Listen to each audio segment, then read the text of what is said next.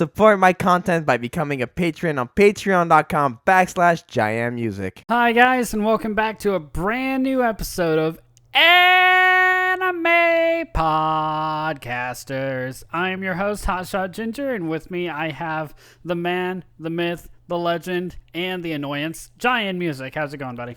Good to be here, buddy. Thank you for that. What's the word I'm looking for here? Majestical intro. I'm not a myth. I am not a legend. I am definitely an annoyance, though, and it is your turn to annoy me this episode because of a topic. I would say between the two of us, I'm probably the bigger annoyance.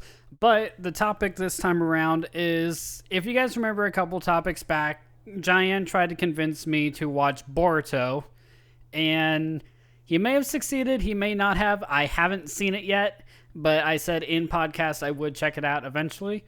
And this time, it is my turn to try to convince him to watch a show, my favorite anime, Date Alive. Yes. Now, JAIAN, you have seen the first 3 episodes of the show, right? I have seen the first 3 episodes about a month ago. The only one that really sticks in my mind is episode 1. Honestly, episode 2 and 3 were just kind of a blur that I can't even remember the most trivial of details. So it's almost as if I only watched episode 1, honestly. But before we get really into the meats and potatoes of this, I just want to say I think we're going to be doing more episodes like this, just in general. Every 3 episodes, we're going to be trying to convince IE of this show. So just so you guys know, this is a new concept we're trying out. Yeah, exactly. And also, I just want to say this. If you guys listen to this podcast and, like, you guys have a stance on it, like, do you think the person who's trying to be convinced should watch the show or not? Go ahead and leave us a comment or anything, like saying, yeah, you should totally check it out, or nah, leave it alone. Like, just let us know what you guys think. That's always a good idea, yeah. All right, so with that said, Date Alive is, and I've said this on several podcasts at this point, Date Alive is a show that I found by complete accident. The only reason that I even watched it is because I recognized one character on the box art. She's the one with the red eye and the gold eye, the pigtails, and the goth Lolita red and black dress.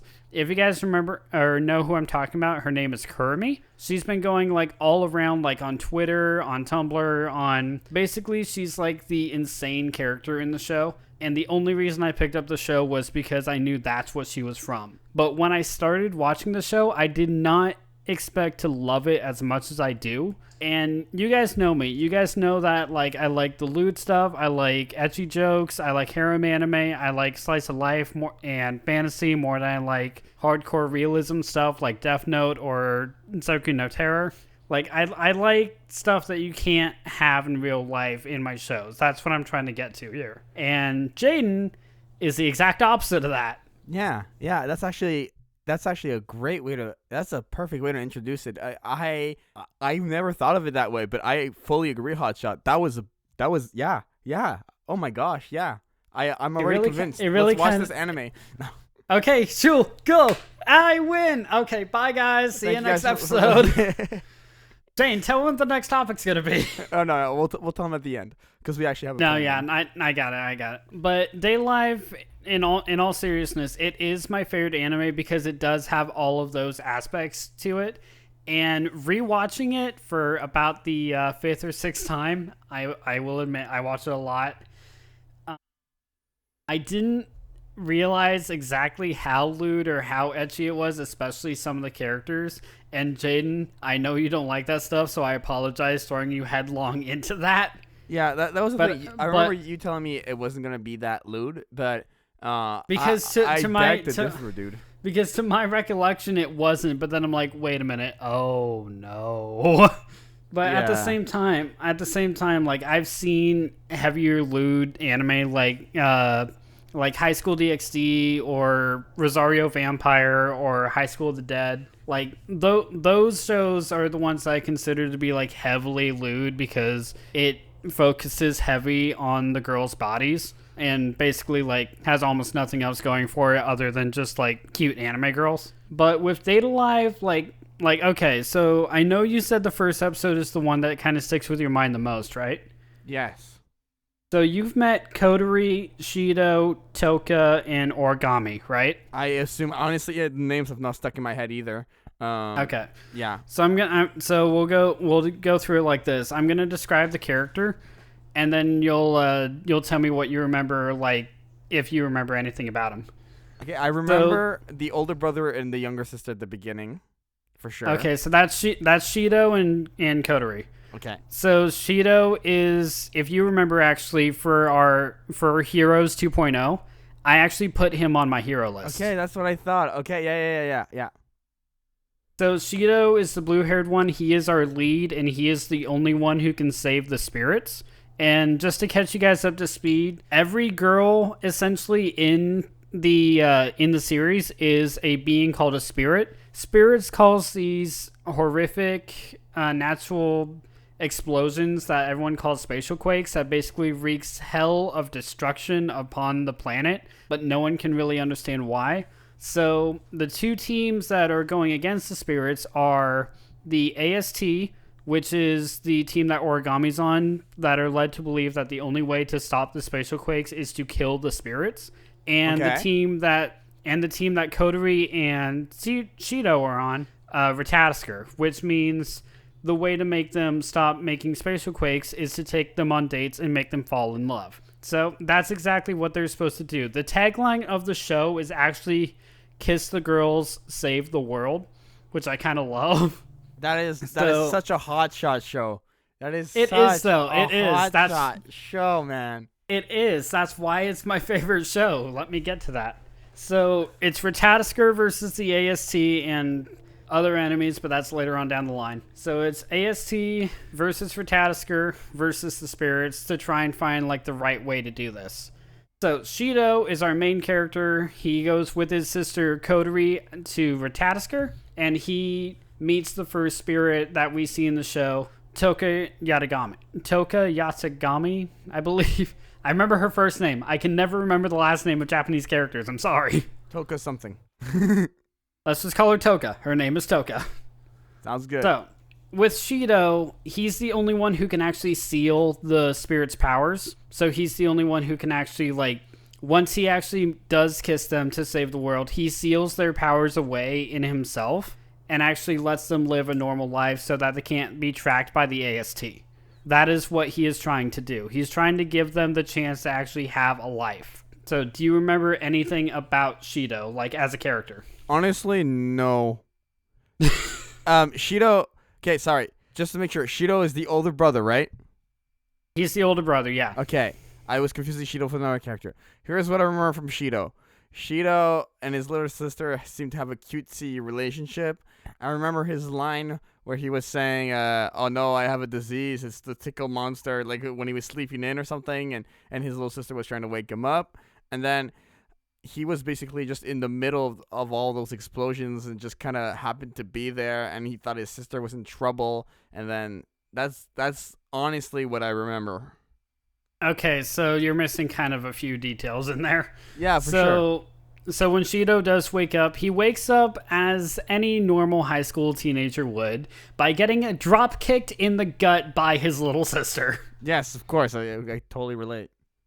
So you're right. When they're like that, they do have a very cutesy brotherly sister relationship, to where like they mess with each other, they tease each other, and you see brother and sister. So once they get ready for school, like they see on the news spatial quakes going on, stuff like that. Like at this point, it's very passe because they're just like, oh, another one that was close by here. Like they see spatial quakes a lot. And there was one horrific one that happened like 30 years ago. And since then, it happens like every now and again, especially in Japan. But I want to say since the past 5 years or so, none of them have really been showing up.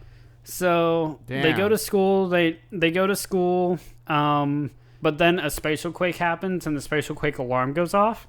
So everyone starts running to the shelters in case of spatial quakes. Much like you would run to a shelter like in an atom bomb drop or in an earthquake or anything like that. They run to a shelter that's meant to protect them. But when Shido gets down there, because before they split up, Kotori and Shido made plans to meet up for lunch. And this just so happened to happen around lunchtime. But So Shido tries to contact Kotori but can't get a hold of her. He uses her GPS locator on her phone to try and find like if she actually went to the diner. To his horrific discovery, that's exactly where she is, or where the marker says she is at the diner. So Shido rushes out to try and save his sister, like to get her to a shelter or something, but just to be with her. Because basically if you end up in a spatial quake, as far as anyone's concerned, you are dead. So he is running out to try and save Kotori from the quake. Right. I have a question.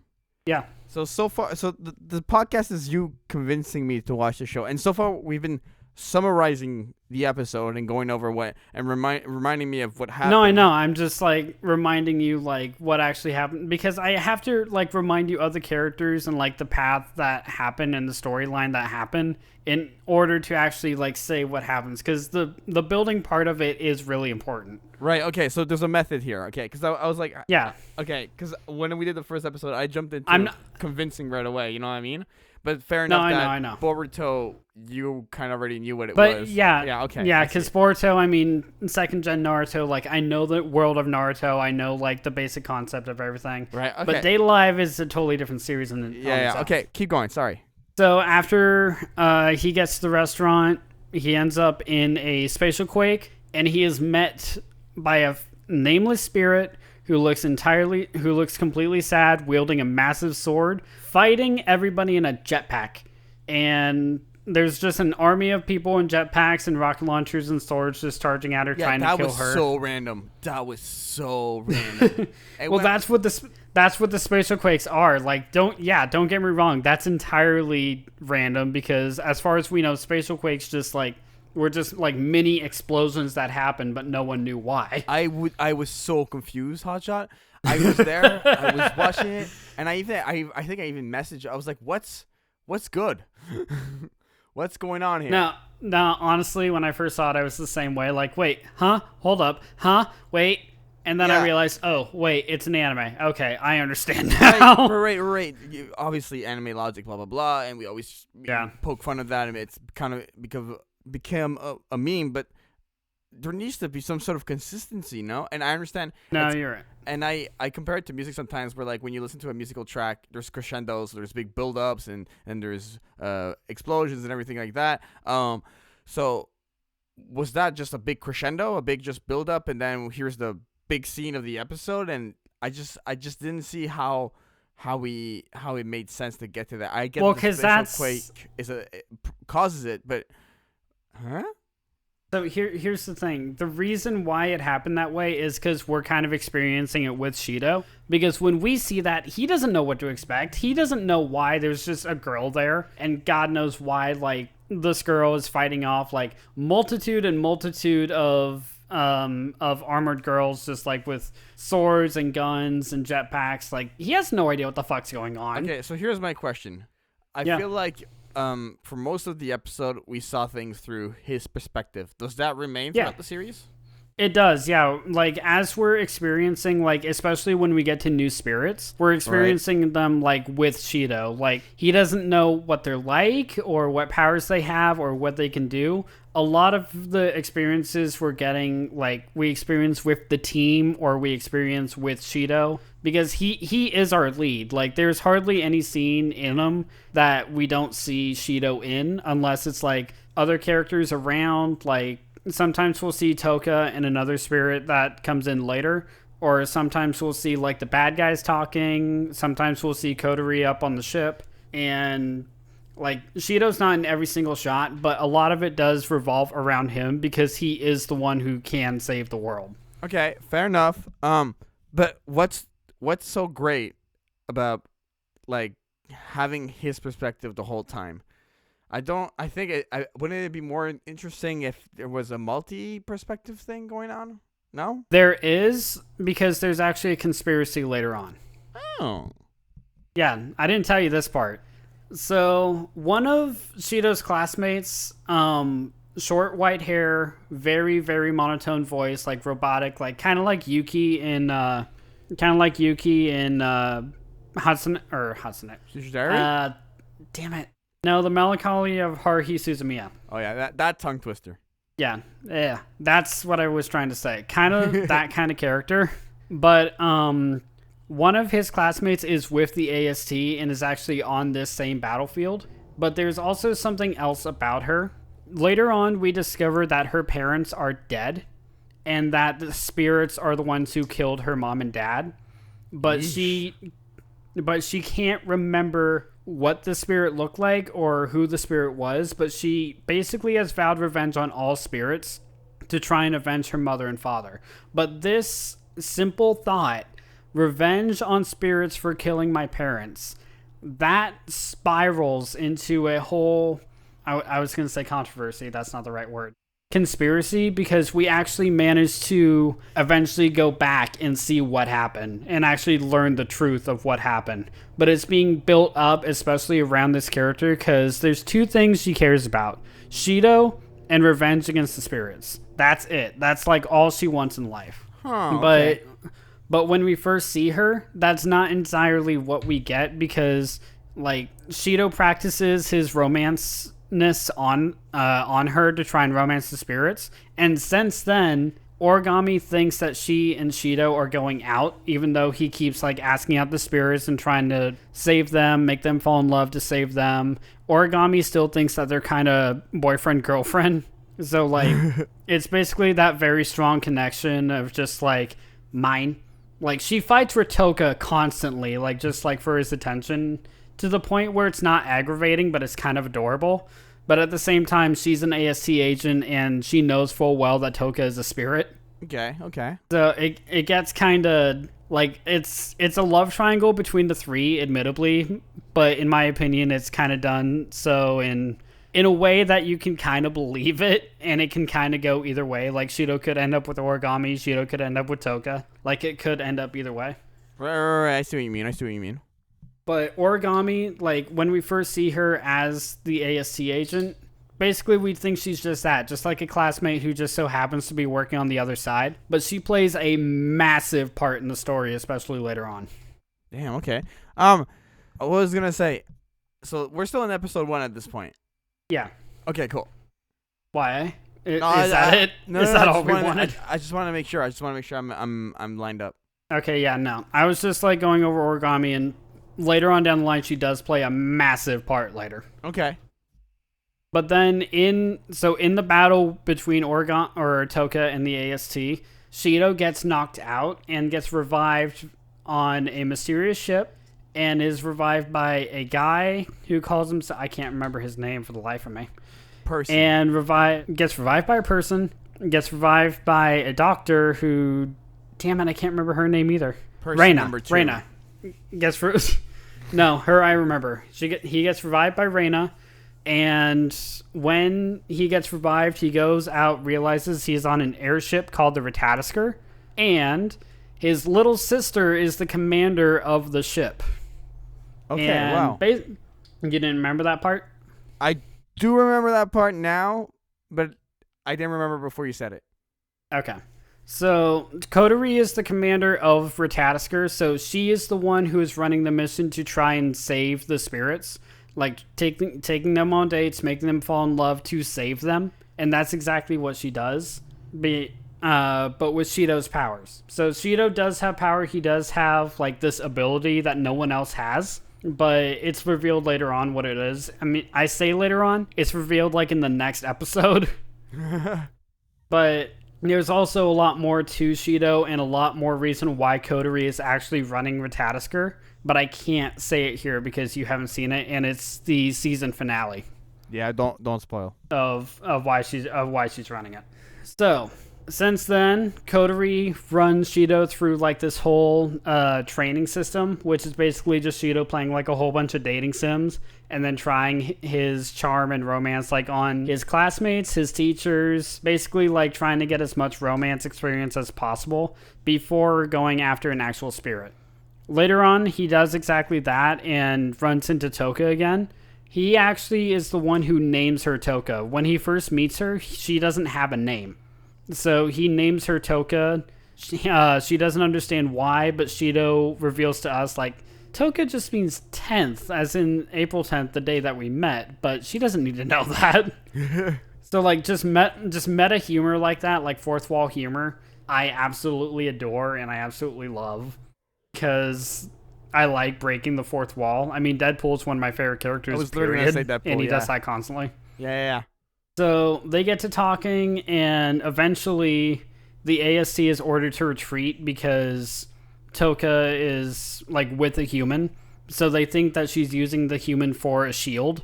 And Toka and Shido just start talking. Just basically, Toka's having a shield up the entire time. Even when she says for Shido to leave, he's like, no, I want to keep talking. Like, don't even think that they're here. It's just you and me. Let's just keep going. And they do just that. They just talk to each other. They start building a connection. And even after the fight, Shido goes back to the school the next day, and Shido goes back to the school the next day that has been absolutely destroyed from the battle, and finds the broken piece of a chalkboard that Toka wrote her name on. But as he's inspecting it, as he's thinking about Toka, he looks behind him and Toka is standing right there. But there's one difference. She's there, she's appeared, but there hasn't been a spatial quake. Like, anytime a spirit appears, usually a spatial quake occurs. But now Toka stands right behind him. There's no spatial quake alarm. There's nothing. Do you have any idea why? No, I really completely do not. Okay. So then after that, Toka takes Shido up on his offer, and they start their first of many, many, many dates.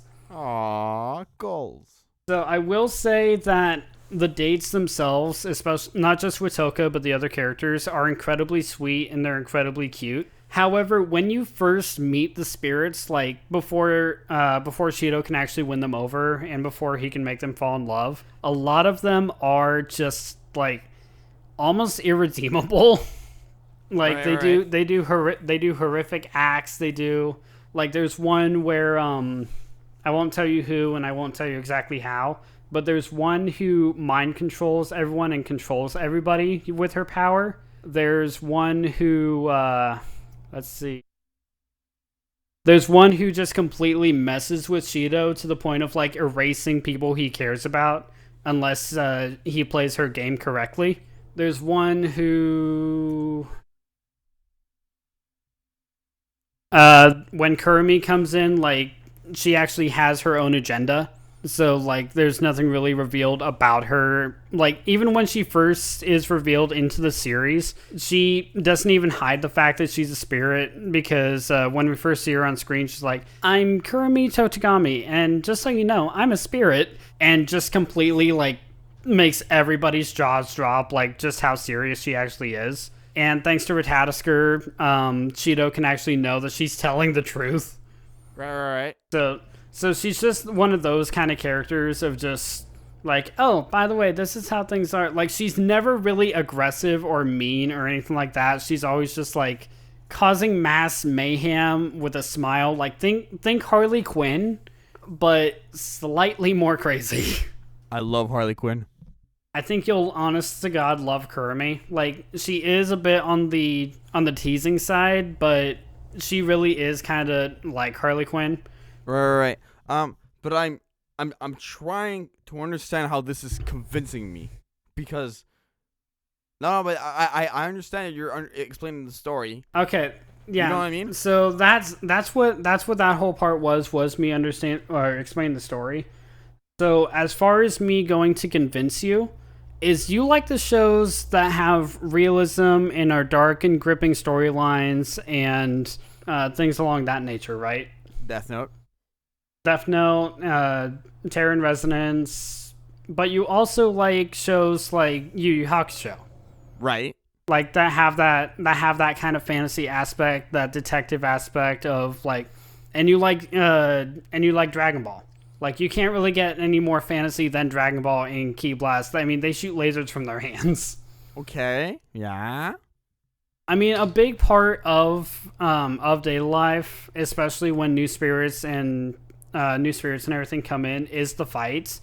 Like, even if you're not a fan of the romance and the ecchi stuff with like Shido and the spirits, there's a whole bunch of fights with the spirits and the AST or the other organizations that come in, and Ratatosker fighting off the other organizations as well.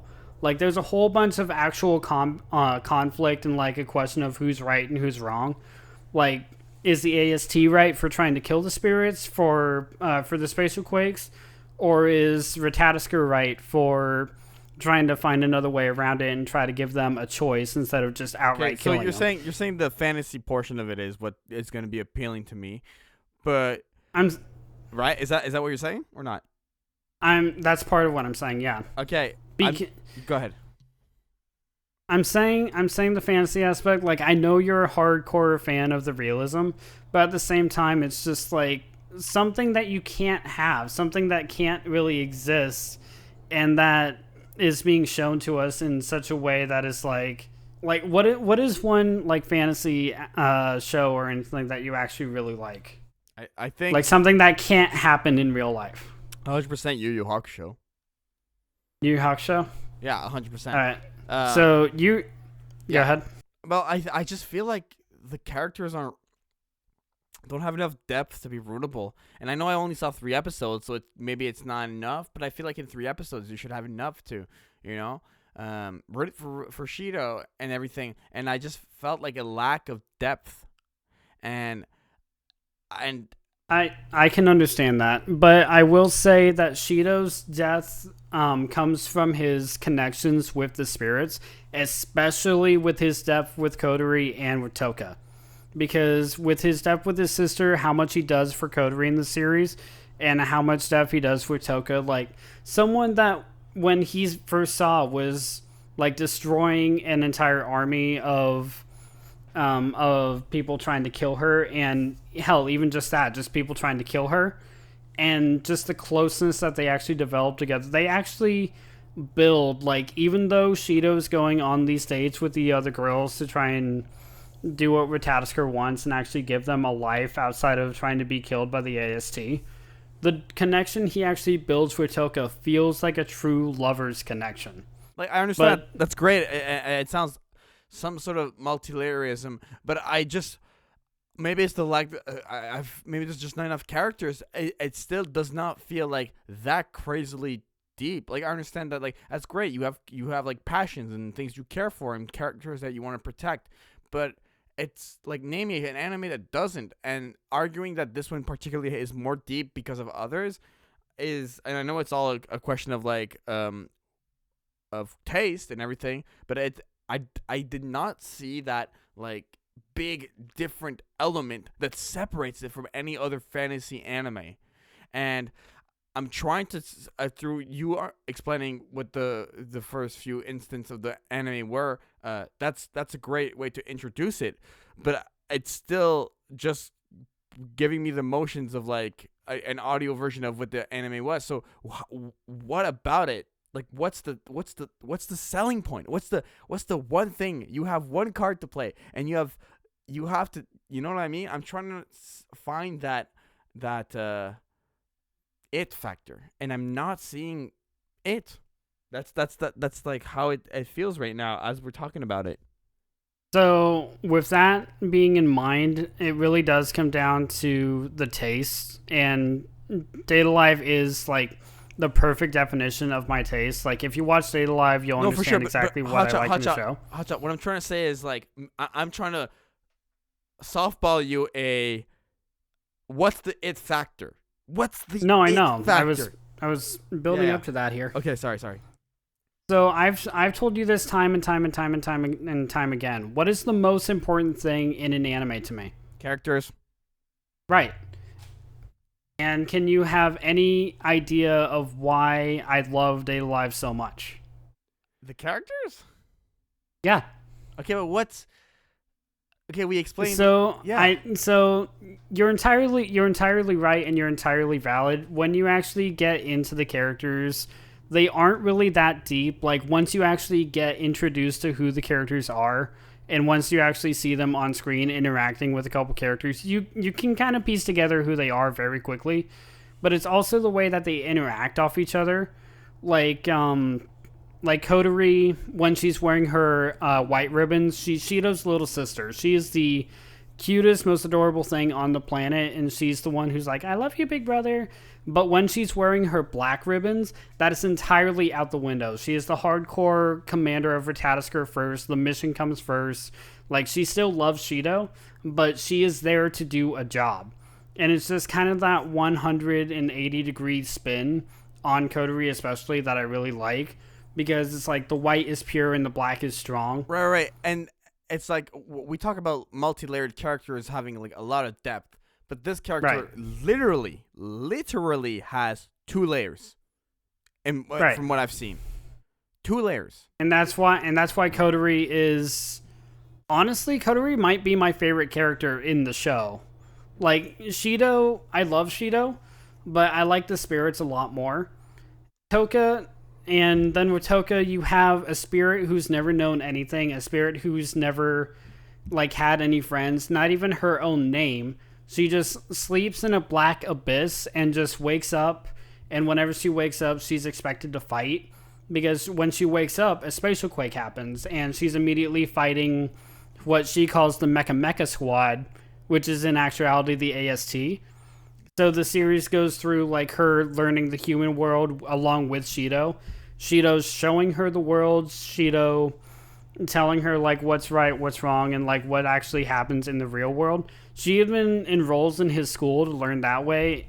Like, you would think it would just be to have more time with Shido, which initially it kind of is, but at the same time she wants to learn more. She wants to like appreciate the world. After their first date, she says that she's never known like how beautiful the world can be because she's always fighting, but she thanks Shido for a wonderful date and like that the world can be so beautiful and peaceful like that. Like, it's something that the spirits don't really get because all the spirits have had like this horrific, like either life before or something horrific happened to them to the point of like where all their hope has crumbled and broken. And just the thought of Shido or anyone actually bringing that hope back up out of them to actually give them that life is honestly really, really heartwarming to me. That is a very heartwarming and strong connection. I understand. But does it not feel like there's not enough of those in the anime? No, there's actually way more than you think there is. And hell, not even all of them are between Shido. Like, and does that add to the multi-layerism? Yeah, because they actually bounce off each other. Like, the spirits have connections with each other. It's in the run of it, it is a harem anime. So Shido is kind of like the like all eyes on me kind of character. The like eye candy? even if yeah, well, not really the eye candy as much as like all the girls want a piece of Shido. But the girls have a connection to each other. Like Toka has a relationship with this spirit who comes in later on, Yoshino. There's actually a pair of twins that come in later. There's a Yoshino builds another relationship with she's the latest spirit that comes in season 3, and they actually have a really cute dynamic to them. Like, there's actually relationships and friendships happening like around the other characters instead of just him. And hell, there's even actually another character who comes in who's Shido's real little sister. And it's revealed then that Shido's actually adopted. Isn't that a bit of a big spoiler? No. Okay. Because I remember off podcasts were saying, like, we're not going to reveal anything, like, introduce new characters. We're not going to reveal, like, anything absolutely major. That feels like a major thing like, to me. Like, hell, even the show kind of does it. Like, when she's revealed and sees Shido for the first time, she's like, big brother? And even the entire audience is like, wait, hold up, what? You want to run that by me again? Right, like, okay, the fair only enough. reason... The only reason I'm spoiling it is because like it just kind of happens, like and the sister and Coterie build another dynamic. There's like a lot of relationships and a lot of connections that are actually going on. That when you first start the series, like when you barely have any characters in the series, a lot of it does revolve around Shido building the connection with the other spirits. But once you actually manage to get more characters into the pot, they start building off each other and start like growing and having relations with each other. Right. Okay. I see. Okay. I mean, are these all the key aspects I need to know, or is there anything else you want to throw at me? I mean, that's really the characters, and We definitely did the storyline.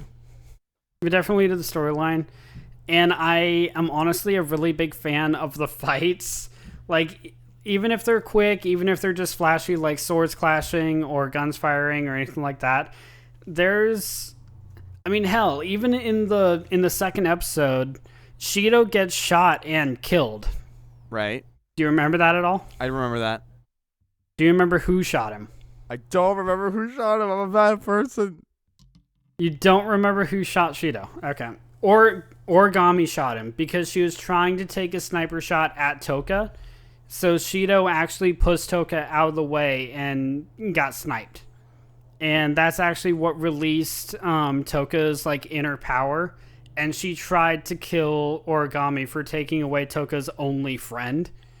But then it's revealed later on, like Kodori said before the date even started, that if Shido dies, he can always start a new game and try again.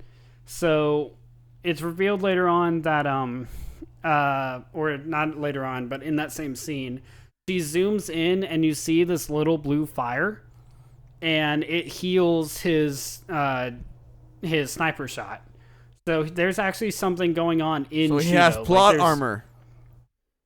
Yeah, and I mean, yeah, you're not wrong. He does have plot armor, but still, like, something like that can actually happen to our hero. Like, he gets shot with a sniper rifle, he can still come back, but it's not permanent. Like, later on it's revealed what that power is. Like, again, and I keep saying later on, but that's exactly what happens, because everything is described in like small little bursts. Like, not everything is going like, by the way, here's how everything works. No, they like take one thing at a time. Like, so why is this able to happen? Oh, well, let me tell you. Like, it goes in kind of consistency like that. Like, it like feeds you a little bit, but not everything, and it keeps kind of making you want more. And that's kind of what I fell into as well. Damn. Okay. And I still have not found that when I was watching it, but you discussing it does give me a better perspective. Is there anything else you would like to say? Because I think I have an answer. I'm afraid, but go ahead with your answer. But this is like closing out the podcast, so that's why I'm asking you one more time. No, I know. Everything that I have to say about this series, like, I love the characters. I love Kodori, Shido, Toka. I love the fights. I love the storyline. Like, I love how, like, it actually does start to get more convoluted, but not in such a way that makes it boring. And I do love, like, how creative, especially the spirit powers get. So with me, it's really just kind of like a mixing pot of like all the things that I actually look for in an anime, like lovable characters, awesome powers, a bit of fan service, fourth wall breaking jokes in general, slice of life. It like throws everything like that at me, and I absolutely adore it. Okay, Hotshot. I have one thing to say, and then I'll say what I think. Okay. I forgot to give you one detail. I watched the episodes in English sub, and I honestly think if I watched them in dub, I probably would have preferred it more. And taking that into consideration with what you told me, I will give this anime a second shot. Yes! Okay, thank you.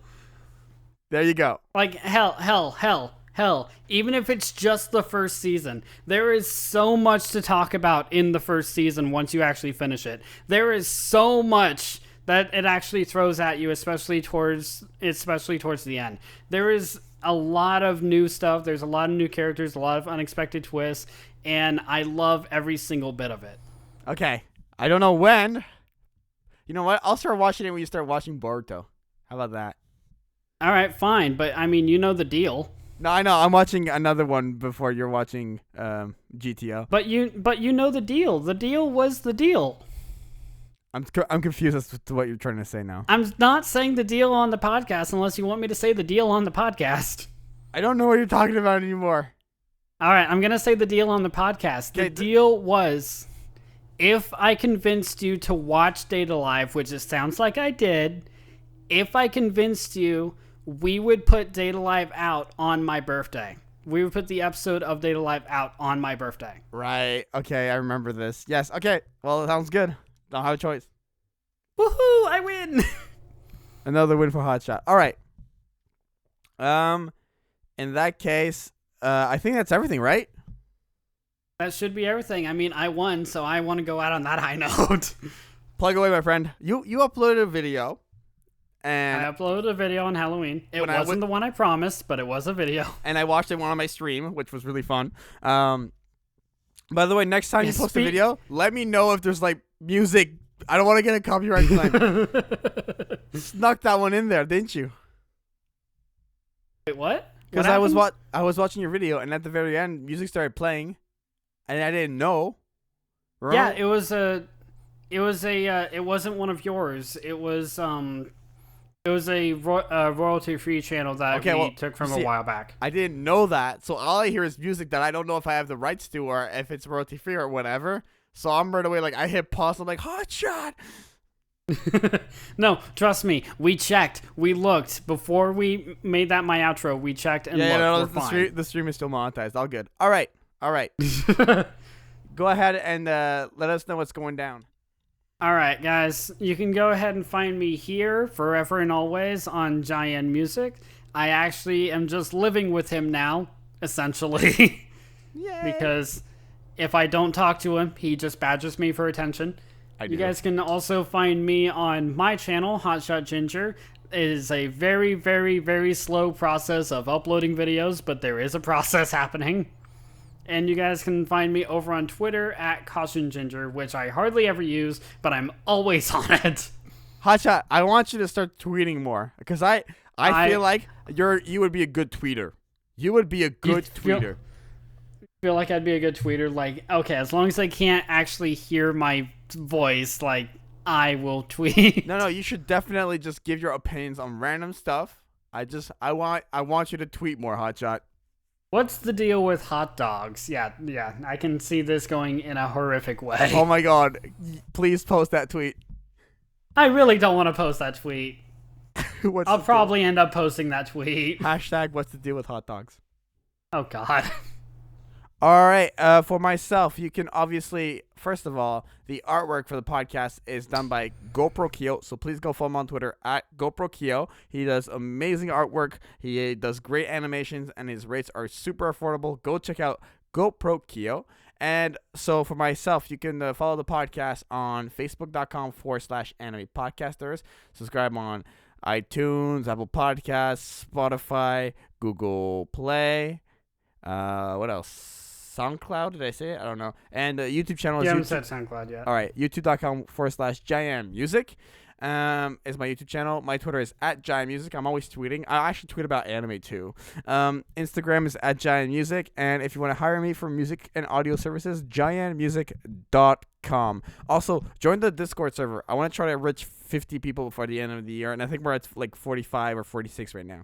So go join the server. I'm there. Yeah, he is. I'm there too. All right, guys. That's going to be everything for this episode. And the next topic will be very explosive. That's all I'm going to say. The next topic is anime explosions. Bye, guys. Bye. Thank you for watching this week's episode of Anime Podcasters. If you would like to support the podcast, you can find audio downloads on Apple Podcasts, SoundCloud, and Google Play. If you would like to support the voices in this podcast, follow their links in the description and the Twitter handles on screen. See you next time, weebs.